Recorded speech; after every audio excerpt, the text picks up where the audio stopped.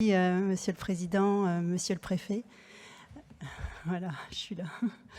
Merci donc pour la synthèse de ce rapport d'activité avec tous les défis qui ont été présentés. Donc moi j'avais quelques questions sur 4 points différents.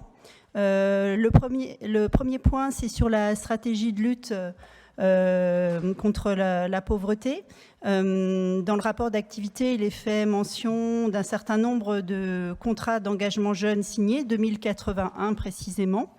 Et je voulais savoir, comme ces contrats durent 6 mois à 1 an, qu'ils datent de 2022, est-ce qu'à ce jour, on a un petit peu des éléments sur les sorties, on va dire, alors on ne dit plus comme ça, mais voilà, les sorties positives par rapport à ce contrat d'engagement jeune.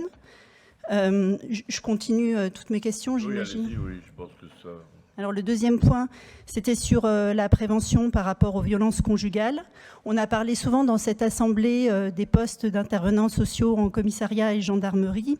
On était tous assez inquiets finalement de la pérennité de ces postes. Donc je voulais savoir si on pouvait compter sur l'État pour la pérennité de ces postes. L'autre question, c'est par rapport à la prévention de la délinquance. Il y a des membres titulaires de la commission départementale de prévention de la délinquance. Il me semble que ce comité ne s'est pas encore réuni alors qu'il traite de sujets importants, donc notamment par exemple, toute la délinquance juvénile, mais aussi la question des gens du voyage, etc. Donc je voulais savoir quand est-ce que ce comité pourra se réunir. Et enfin, ça c'est une question vraiment, un peu de curiosité. Est-ce que dans un rapport d'activité des services de l'État, c'est un choix de ne pas parler des chiffres en termes de droits des étrangers, d'arrivée sur le sol, sur le département, des chiffres qui pourraient être exposés dans ce rapport d'activité. Donc je voulais savoir quelle était la raison de ces informations qui ne figurent pas au rapport d'activité. En tout cas, je remercie tous les services de la préfecture pour le travail qu'elles ont fourni, j'en suis bien consciente. Et je sais que elles travaillent beaucoup et tous les jours, et c'est vraiment des questions pour préciser ce rapport. Merci. Merci beaucoup. Pardon, je reprends mes petites notes, sinon je vais en oublier. Sur la stratégie de lutte contre la pauvreté, Madame la conseillère départementale, c'est encore un tout petit peu tôt pour tirer des enseignements. Sinon, on a regardé au bout d'un an, c'est un tout petit peu juste, mais si vous le souhaitez pour ces jeunes-là, il faut nous laisser encore quelques mois pour qu'on puisse ensemble tirer des enseignements, mais je le ferai bien volontiers. Hein. Ne voyez pas la volonté de masquer quoi que ce soit, bien au contraire. Mais en tout cas, je vous confirme que là, il s'agit de jeunes très éloignés de l'emploi, et donc c'est la raison pour laquelle on a besoin d'un peu plus de temps pour leur réapprendre ce qu'on appelle le savoir-être en langage technique, et les ramener vers finalement la socialisation avant que de les amener vers l'emploi. En tout cas, à votre disposition pour essayer de tirer un bilan lorsque le recul sera suffisant. Sur les violences conjugales, les choses sont claires. Enfin, les choses sont claires dans un dispositif qui est compliqué en réalité. D'abord, savoir que pour la gendarmerie, c'est le conseil départemental qui finance à 100% le poste d'intervenant social, d'assistante sociale. Donc l'État n'a pas son mot à dire, puisque vous payez à 100%, Monsieur le Président. Pour la police, il y a 2 postes. Il y en a un qui est payé par la ville de Dijon, sous le contrôle de Madame Kunders, et l'autre est partagé entre le conseil départemental, je crois, si je ne dis pas de bêtises, j'ai un doute, non, c'est vous qui le payez, et l'État. Mais d'emblée, le dispositif État était prévu comme étant dégressif. Alors, je cherchais 80% la première année, ensuite 50% et ensuite 30%. Simplement, on s'est rendu compte que c'était vraiment très, très utile et notamment pour la police, parce qu'il y a une activité qui est assez forte.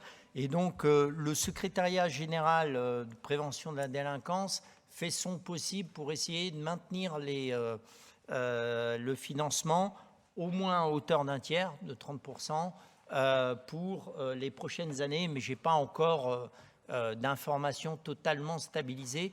Je vous confirme qu'il y a la volonté qu'on puisse maintenir un financement de l'État compte tenu de l'utilité de ces postes.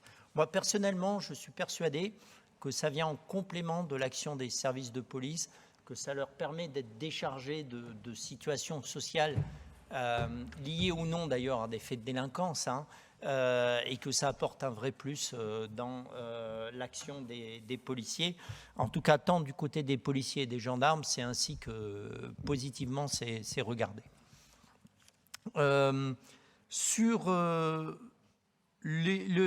Concernant les étrangers, très sincèrement, je ne pense pas qu'il y ait la volonté de quoi que ce soit de cacher les choses.